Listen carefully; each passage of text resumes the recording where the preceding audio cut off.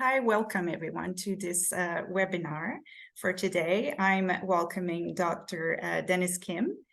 Before we start the webinar, I'm just going to show you a few slides so that we have instructions for today's webinar. Let me share my screen. Bear with me for a moment.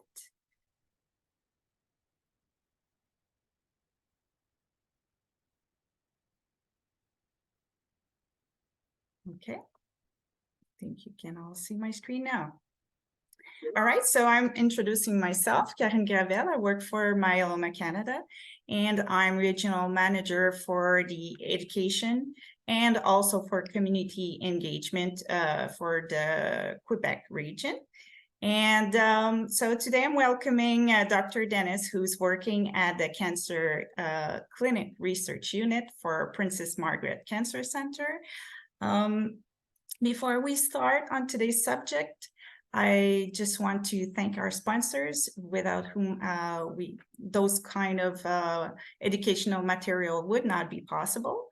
Thank you to AbbVie Amgen, Apotex, Finding Sight, BMS, Forest, GSK, Janssen, Merck, Pfizer, Sanofi, and Takeda. Whether you're logging on your phone, your computer, or your tablet, you should have access to that menu bar that you see on the screen. If you are logging through your cell phone, sometimes you just have to swipe on the site so you get through the second window. So as you can see, only the two of us are on screen right now for this presentation, and we cannot unfortunately communicate with you through the audio. So we will use this tool Q&A for question and answers so that we can interact. So throughout the presentation, should you have any questions or comments, feel free to put them as you go so that you do not forget. And at the very end of the session, we will address those questions to Dr. Kim. So today's session is recorded. You will find it on our YouTube page. To get there, you can go on the myeloma page, so myeloma.ca. And if you click on the resource tab, you will see the educational video icon here that you can click. This will bring you directly to our YouTube page. You can go on YouTube directly if you want and do a search for Myeloma Canada.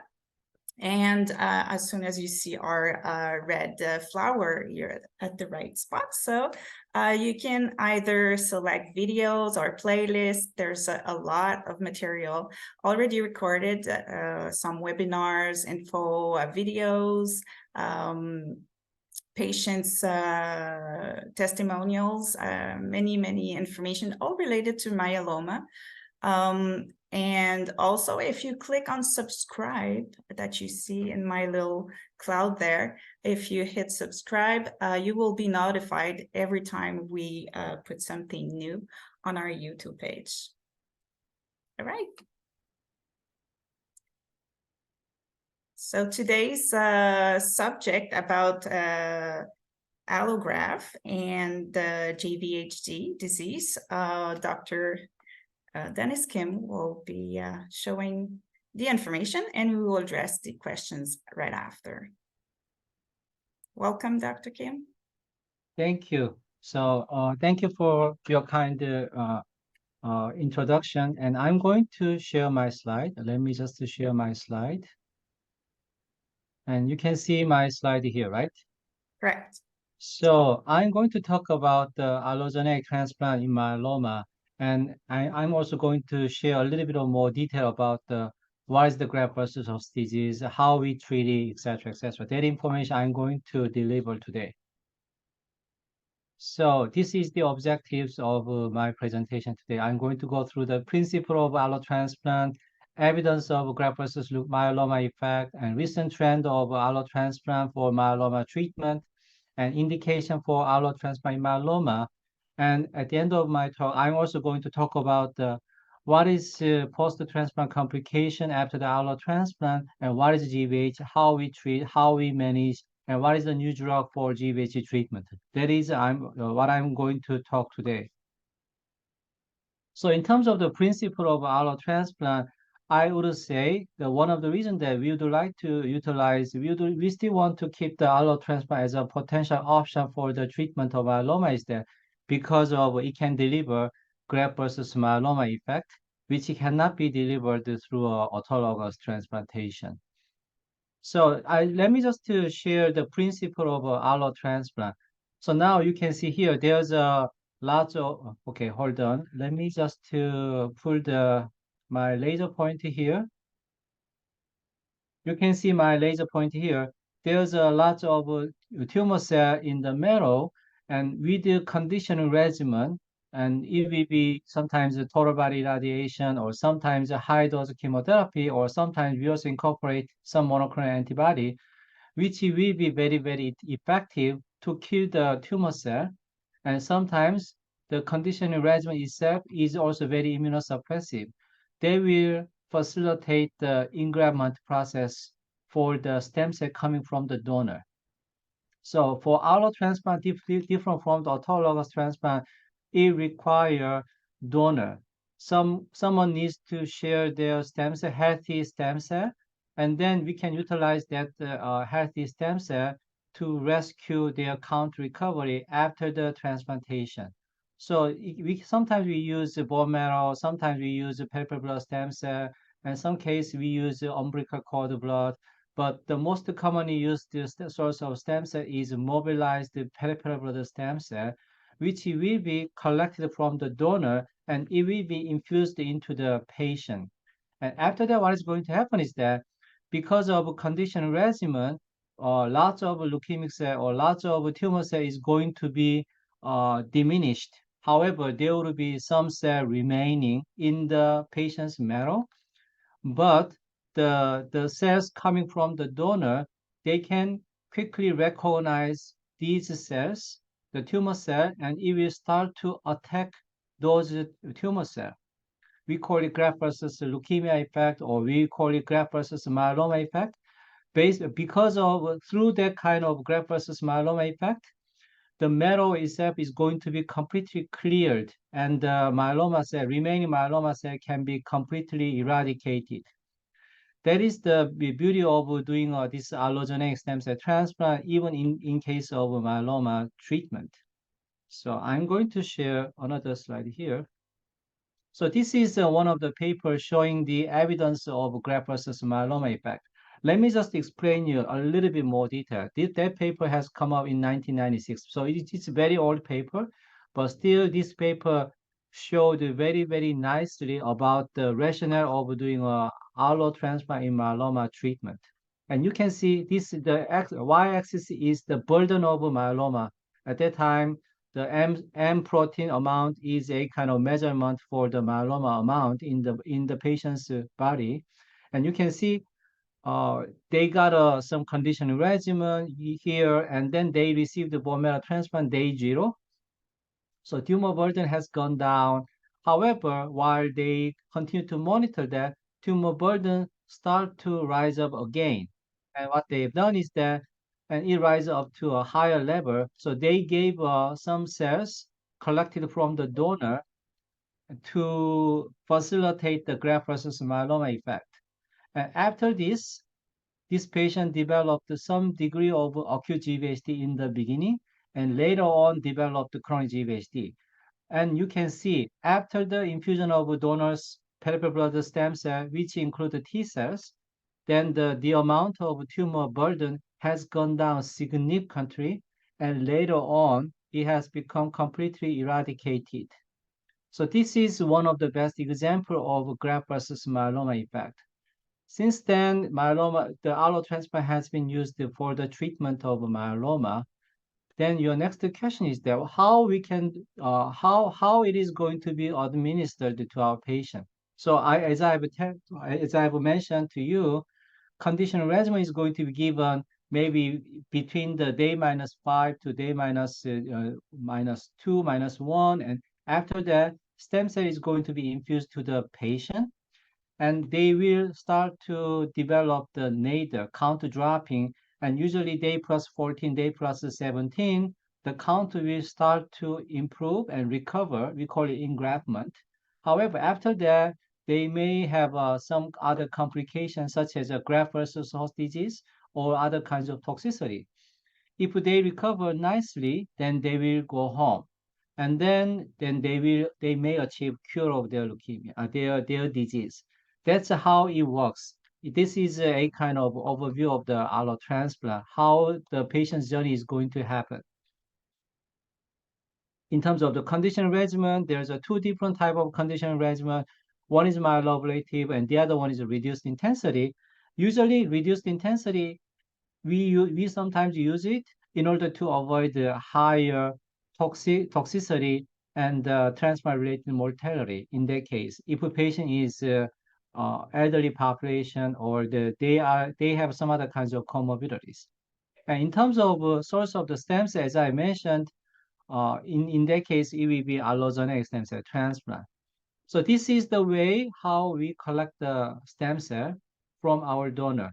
We sometimes use a bone marrow harvest to collect the stem cell directly from the pelvic bone, where the lots of stem cell is located, inside of the pelvic bone in the donor, or by using the GCSF, we try to mobilize their stem cell to become mobilized from the marrow to the peripheral circulation, and we collect their peripheral blood, we collect their stem cell from the peripheral circulation, and then we infuse it to our patient for the bone marrow transplant, for the allogeneic stem cell transplantation. This is another example of apheresis procedure. I'm not going to spend too much detail. Then the next question is that, then what will be the treatment outcome of allo transplant in myeloma? Then I will show you some data here. So this is the trend of number of autologous transplant for malignant disease in US. And now you can see since from the 2005 till 2021, the number of transplant, especially autologous transplant, is still increasing. It is now more than 10,000, and especially once you look at the population age of 65 or above, then number is still expanding. You can see still there's a lot of the number is still increasing. And also the same for the allogeneic stem cell transplant. Even the patient, they are going to get an allo transplant, but age above 65, that number is still increasing. One of the main reasons is that by using the reduced intensity conditioning regimen, we can deliver allo transplant more safely to our elderly population. That might be one of the reasons that we still see the increased use of allo transplant in our elderly population. What about in terms of their diagnosis? So this is the number of the transplant indication by indication in US 2021, and the most common indication for transplant, including auto and allo, is myeloma. You can see here, roughly around 8,000 transplant was done in US in 2021, but most of them are the autologous transplant. Just a few allo transplant was done for that indication, different from the other disease, such as, so the number one is that you can see myeloma is the most common indication for transplant, mainly autologous transplant. Number two is that, but allo transplant is rarely used recently compared to other myeloid hematologic malignancy, for which allo transplant is mainly used. So you can see the differences of different transplant modality according to different disease indication. The number of autologous transplant in US, especially for myeloma, which is presented here, the blue line here, is steadily increasing over time. You can see here. However, the number of allo transplant for myeloma, you can see here, the yellow one here, the number is very, very small. Then you will be curious. Oh, it does have a lot of advantage of delivering the graft versus myeloma effect. But why it is not being used that often in the clinical practice over time? I will share this information. This is the result from some multi-center data presented this year. This is the long-term outcome of autologous transplant in myeloma. And this is overall survival. The 5-year overall survival is 22%, and progression-free survival is 15%. And one of the main reasons that they have, so you will be a little bit disappointed about this result, but you also have to look at the indication for transplant for myeloma. One of the reasons is that it is somewhat toxic, more toxic in comparison to autologous. It is going to be indicated only the patient in a high risk of relapse. We don't use it for upfront. So the patient population who is going to go through allo transplant, they are more relapsed refractory population of a myeloma patient. In comparison to autologous, then we sometimes use upfront autologous transplant for myeloma. So there is a big difference over their disease characteristic differences. And another one is that allogeneic stem cell transplant, it can induce lots of other kinds of complications. They also contribute to the avoidance of allo transplant in a standard risk disease population. So the current statement on allo transplant in myeloma is like this. Number one, allo transplant is still a potential therapeutic option for myeloma, but in a small number of the restricted population, number one.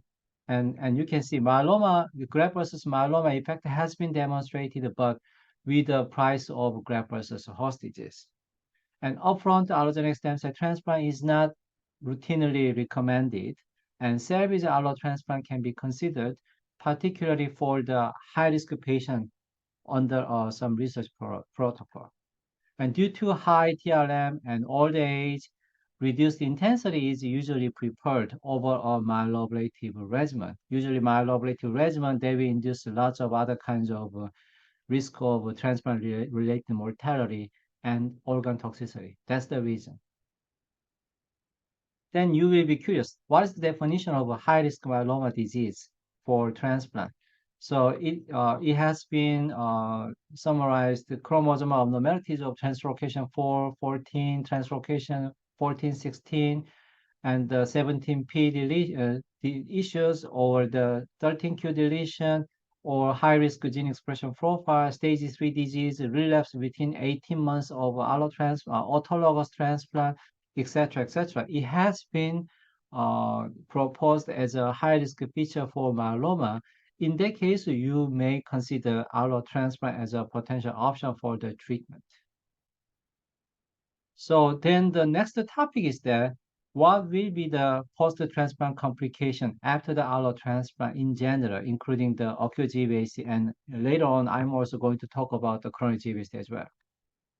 So this is a post-transplant complication after the allo transplant. So this is the timing of getting a transplant, and you can see organ toxicity.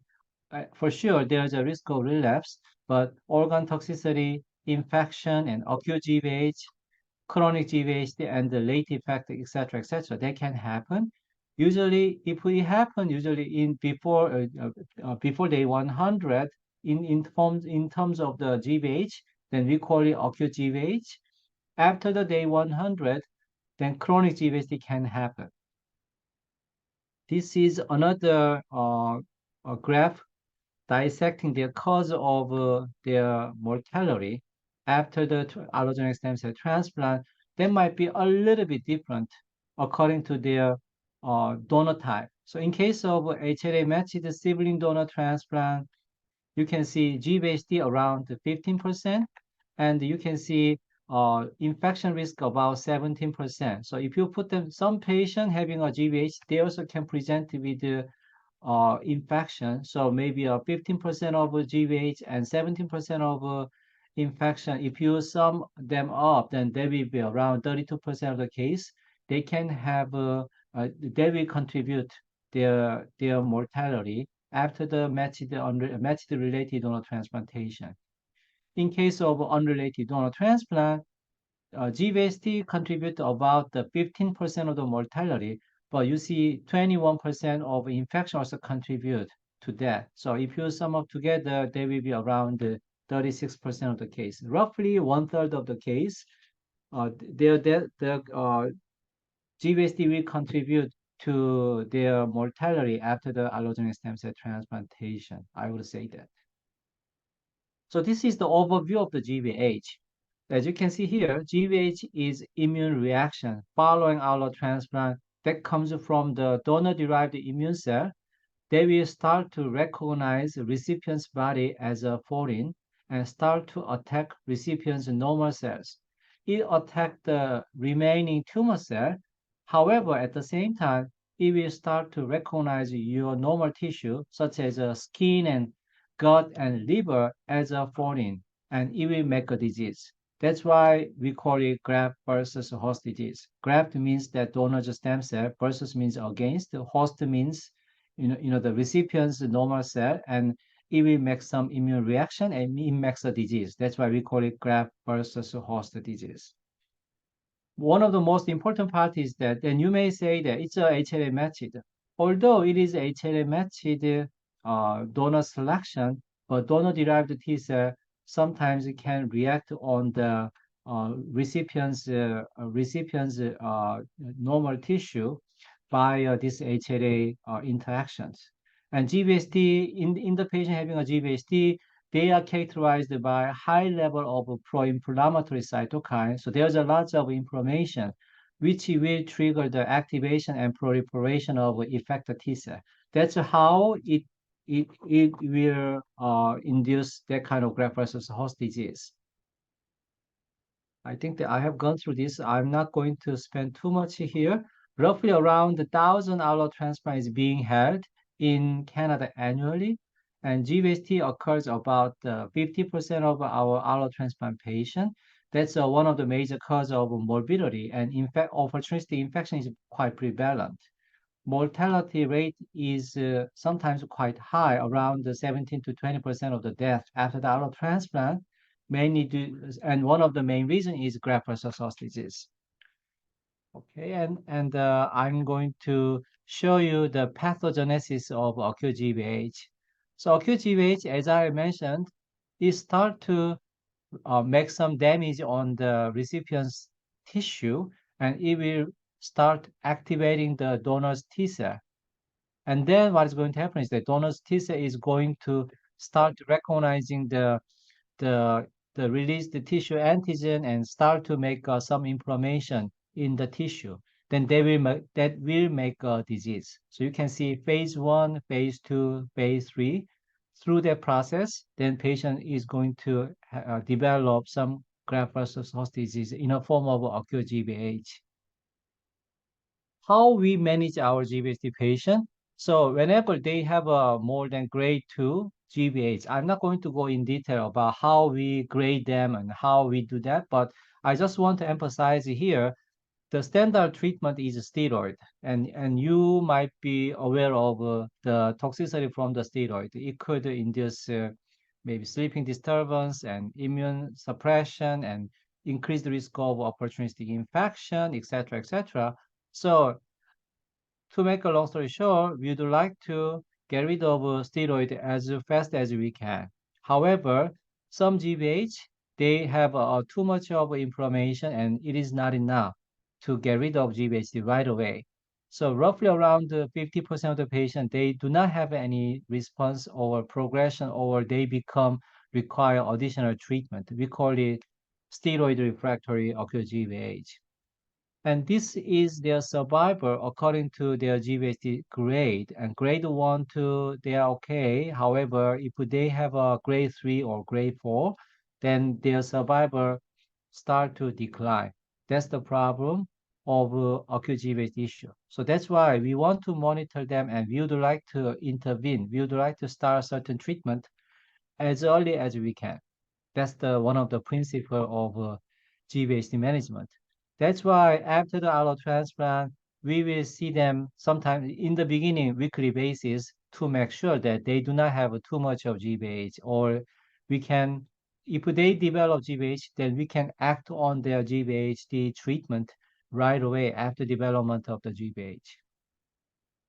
So this is the survival curve of steroid refractory acute GvH. You can see here, this is the patient who developed the good amount of GvH, but they are responding to steroid, then their survival is around 36%. But if they are the one who doesn't respond to a steroid, their chance of survival is just 17%. So it was the study that was presented about close to a decade ago. Now our survival rate is way better than that because after the introduction of several other reagents that is very, very effective to control the steroid refractory acute GvHD. I'm going to share that information in my presentation here as well. So this is potential therapeutic option for steroid refractory acute GvHD. We used to have a diverse option, which means that nothing is working very well. But now you can see this red letter here, ruxolitinib or Jakavi, that has been tested for the treatment option for steroid refractory acute GvHD, and it has been already approved for the indication of a steroid refractory acute GvHD in by US FDA as well as Health Canada. And after the introduction of ruxolitinib, our treatment outcome for the steroid refractory acute GvHD is way better.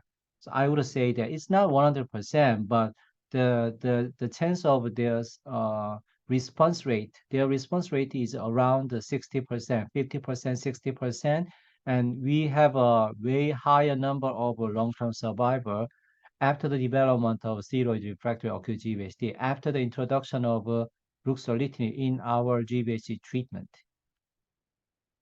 What about chronic GvHD? I will just share this information. Chronic GvHD is a kind of disease that can happen after day 100. It has a little bit of a different pathogenesis in comparison to acute GvHD.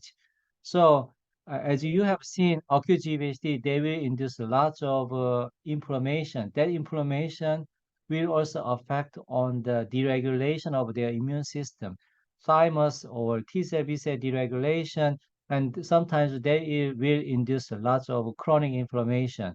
And then what is going to happen is that they will induce lots of fibrosis in the tissue. So depending on their pathogenesis, you can see there's a lot of pathway that we can try to reverse for their GvHD pathway. And one of the pathway you can see here is the JAK inhibitor, such as ruxolitinib. So ruxolitinib has been already approved for the indication of acute GvHD, but it also had been approved for the indication of acute GvHD, so we can utilize it. It has been already approved for the indication of chronic GvHD, and we can utilize it. And there's another drug you can see here is belumostir and ibrutinib. That is also involved in this process of immune deregulation as well as fibrosis, so you can reverse it. And there's another drug, axatilimab, which is now under the US FDA and Health Canada approval process, and I believe that it is going to be approved soon. And they also can block this pathway to reverse fibrosis. So there's a lot of drug development to improve the treatment outcome of chronic GvHD nowadays. So then you will be curious, what is chronic GvHD? Chronic GvHD is very heterogeneous disease, and it will involve multiple organs. What usually happens is that it will be characterized by the inflammatory and fibrotic manifestation, but sometimes it will result in a very irreversible organ damage. And now you can see it can affect the mouth, lung, liver, genital tract, over eyes, skin, GI tract, and joint. So different from the acute GvHD, which usually involve skin, liver, gut, but chronic GvHD, it can affect, almost every part of your body. That's the reason that we need some more treatment option for the treatment of chronic GvHD. And I'm going to show some details here. How we manage our chronic GvHD patient. We try to make a diagnosis clear, number one, and after that, we would like to assess their severity. If they have a very severe disease, as you can see here on the left side, if they have too much of disease and presented with a severe grade of GvHD, their outcome is not good, then we have to intervene. So that's why we usually start the treatment right away in case of moderate to severe GvHD. In case of mild grade, if they have a high risk feature, we try to start the treatment. What is the treatment? And as you can see here, most of the treatment is based on the corticosteroid. Corticosteroid or the prednisone will be initiated as a frontline treatment. If they are doing okay, then that's good. However, if they do not respond or they start to flare up during their GvHD treatment or they lose their response, then they need another line of treatment. Then we call it steroid resistant or steroid refractory. Then we will move forward to a second line treatment. That's our current algorithm for chronic GvHD treatment. I just compared what is the difference between the acute GvHD and chronic GvHD in terms of their clinical management. Quite the same. However, the principle is the same, but if you go in detail, it's somewhat different. Acute GvHD is more for skin, gut, and liver involvement, but chronic GvHD, any organ can be involved. You can see that. The diagnostic criteria, both of them, they use NIH consensus criteria, but there's a criteria for acute and there's a criteria for chronic, so it's a separate. And in terms of the staging or grading, and they have a little bit of different grading and staging system. In terms of the treatment, usually for acute GvHD, we go ahead to a higher dose. So we prefer to go ahead with the methylprednisolone 2 mg per kg per day for higher grade of acute GvHD. While for chronic GvHD, we would like to go ahead with somewhat lower dose. One of the reasons is that for acute GvHD, it is sometimes very fatal. That's why we would like to go with a higher dose. And when we would like to go ahead to a second line treatment, we would like to go faster for acute GvHD treatment rather than the chronic GvHD treatment. So a little bit of difference between in terms of their clinical management of GvHD between acute and chronic GvHD.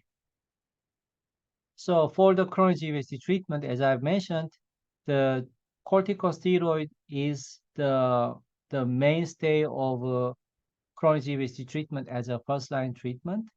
And if they have a mild grade but with a high-risk feature or moderate to severe, we will go ahead with the steroid treatment. And initial treatment was 1 mg per kg per day. Overall response rate is around 50 to 55%, and time to discontinuation is around 2 years. Time to additional treatment. If they are not responding to very well and you require another treatment, then usually in 9 months, they need another line of treatment.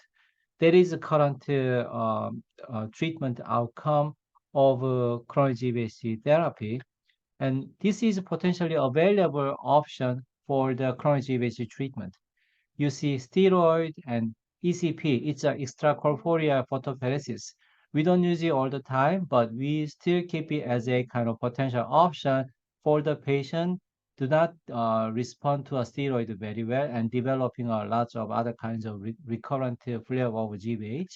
And as I've mentioned, ruxolitinib is one of the options, and it has been already approved by the US FDA and Health Canada for acute and chronic GvHD treatment indication. Another drug is ibrutinib. Ibrutinib has been approved by the Health Canada and US FDA for the indication of a steroid refractory chronic GvHD.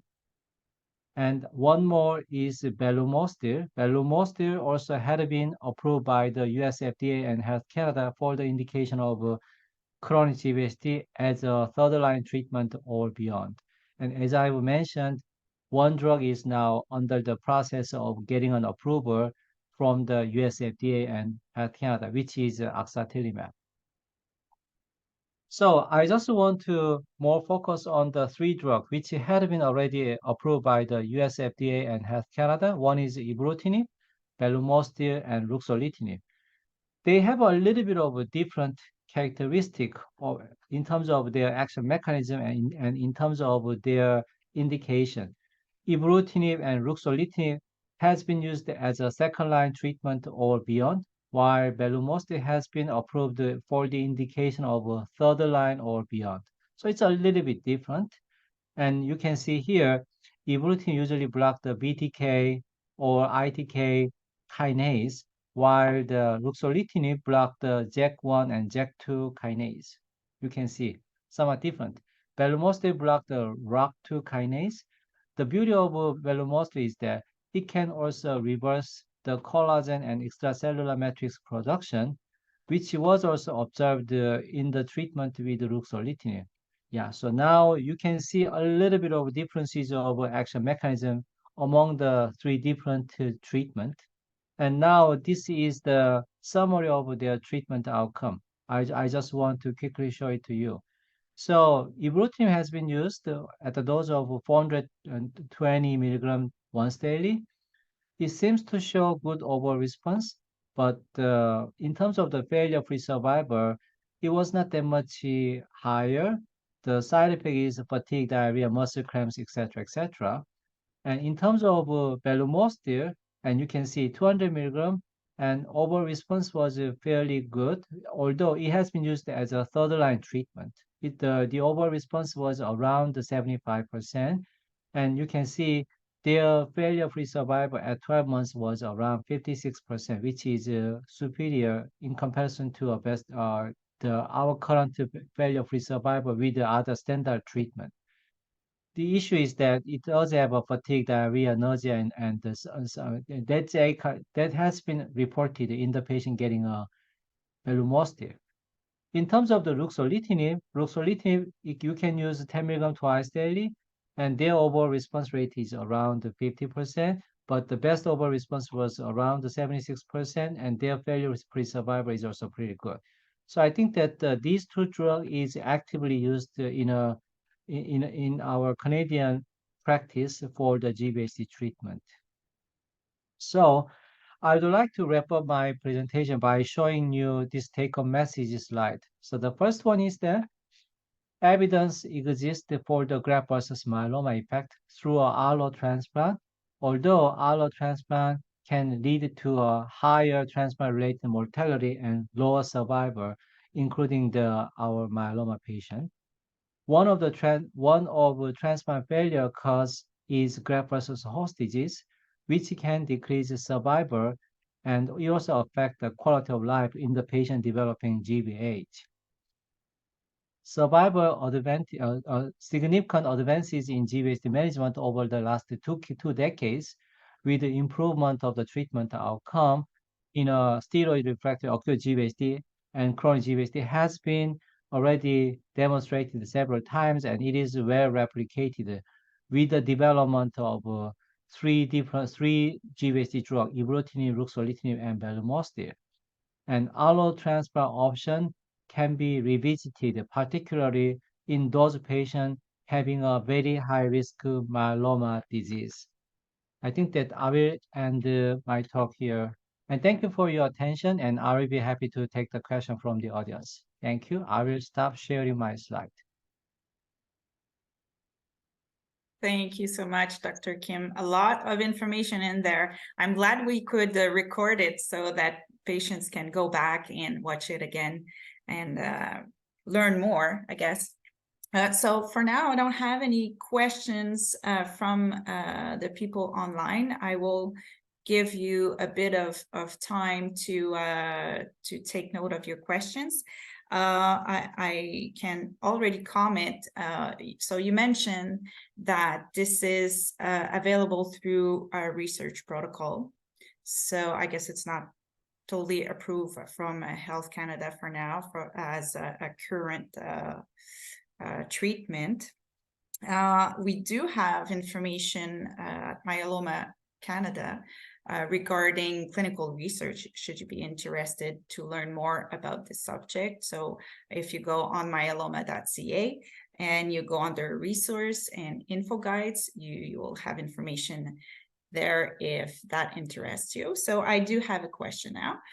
Will you ever do this for stem cell transplant from your own cells? So yeah, thank you for that question. So I just want to go back to the definition of the differences of definition of allogeneic stem cell transplant versus autologous transplant.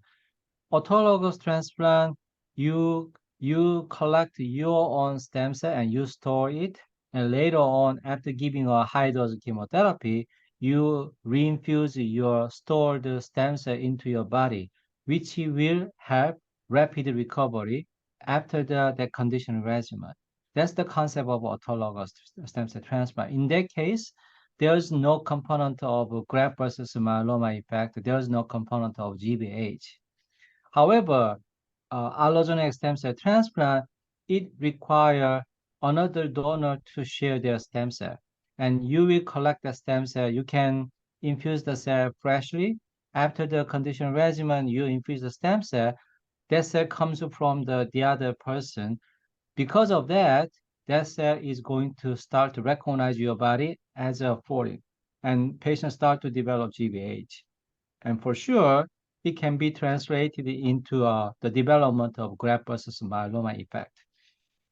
So the question for the stem cell transplant using your own cell, but for the allogeneic stem cell transplant, uh, if we ended up to do some maybe genetic engineering, we can develop that kind of technology. It is doable, but right now with our current medical knowledge and current technology, we can't do that. Thank you for the clarification.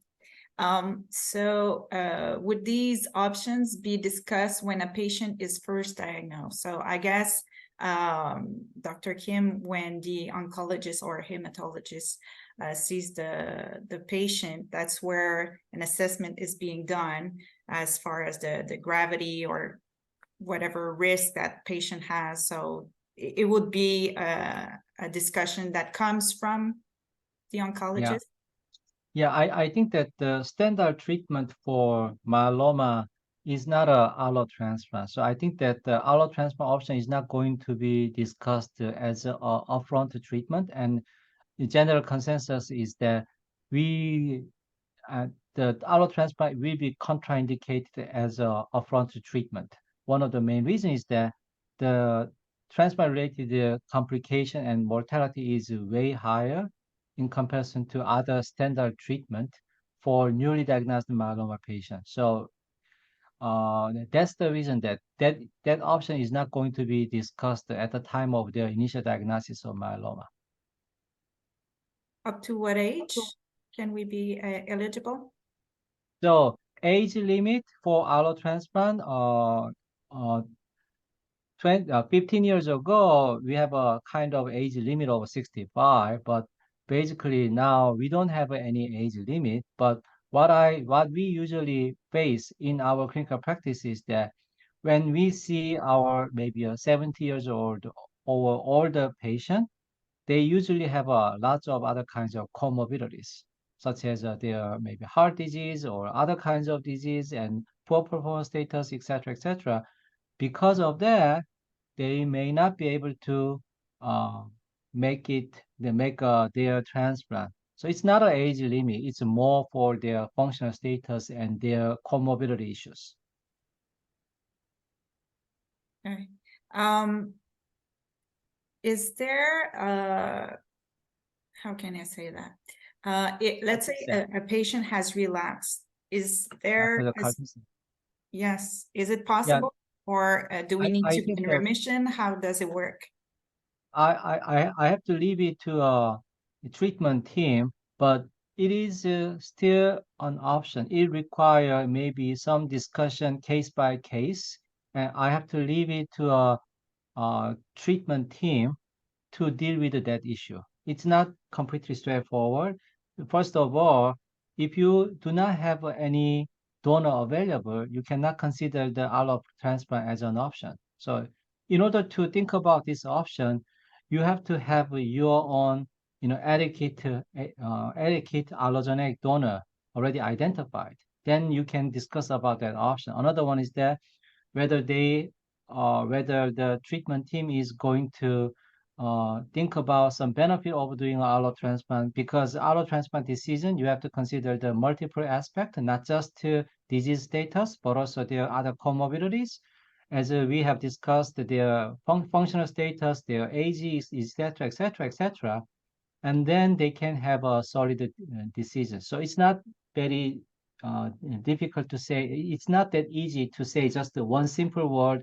There will be, so we have, it is possible or it is not possible. We have to discuss it case by case. Would you know if it's available throughout Canada for high-risk patients or in Sorry, specific regions? can you repeat one more time? Sure. Would you know if it's available throughout Canada?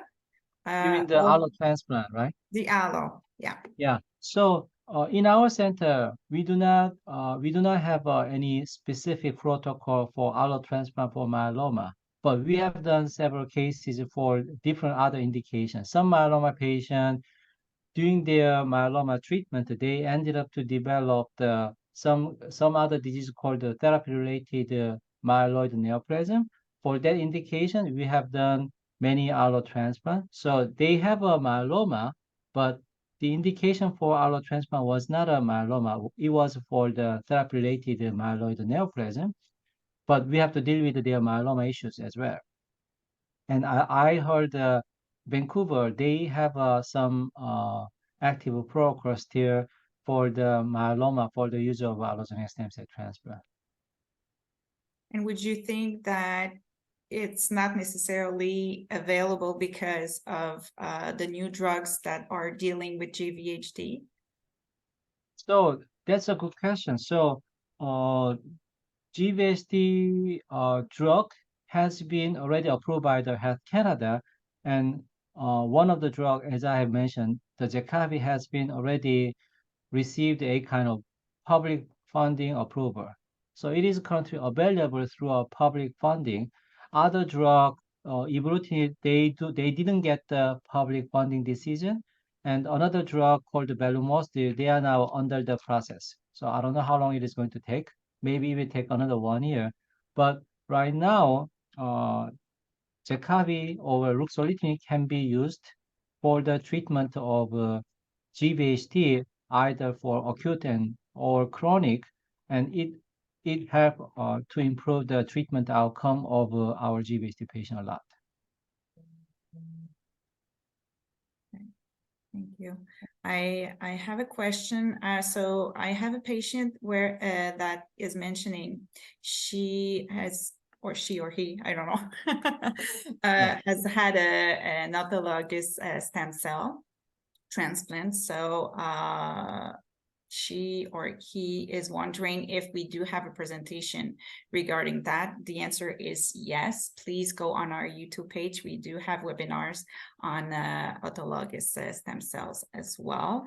And we do have info guides related to that information. So don't hesitate. You can contact me at gravel@myeloma.ca as well. I can help you out with all the tools that we have currently. So another question, is CAR T cell transplant available yet in Canada? What I hear is that I'm not being involved in a CAR T cell, but what I hear from our CAR T cell colleague is that we can have access to a CAR T cell in the form of a research project. As a research, if there's any active research project going on, then we may have access to a CAR T cell therapy. And I think that the public reimbursement is still in the process. It may take 1 or 2 years, but it will come in some day in Canada for the treatment of myeloma treatment. Okay. Would there be a possibility of a patient getting both acute and chronic disease? Can you just repeat? I couldn't hear your first part of your question. Sure. Is there a possibility that a patient would get both acute and chronic GvHD? Oh, yeah, for sure. Some patients developing acute GvHD, they have a higher chance of developing chronic GvHD. So it is possible, but not at the same time. So if we happen at the same time, we use different term called overlapping syndrome.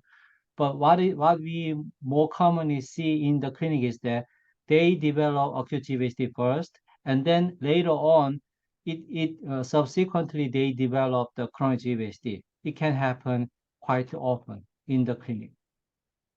Would you have a percentage of people that do not have GvHD at all? There's roughly around maybe 40%, 50% of the patients who don't get any GvHD.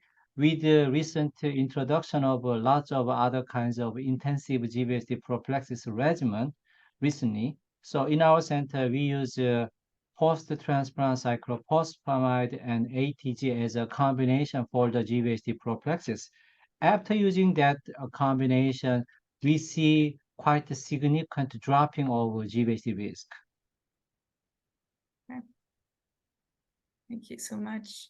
For now, I don't have any more questions. I think I'm going to end the call for today. Just as a reminder, actually, we will be doing an info sheet to summarize the information that we have reviewed today. So this will be available for you, but also the webinar was recorded. So there's a possibility you can go back and review the information once more. So thank you so much for your time, Dr. Kim. We're very happy to have you with us today. And thank you. Thank you for having me. Thank you. Thanks a lot.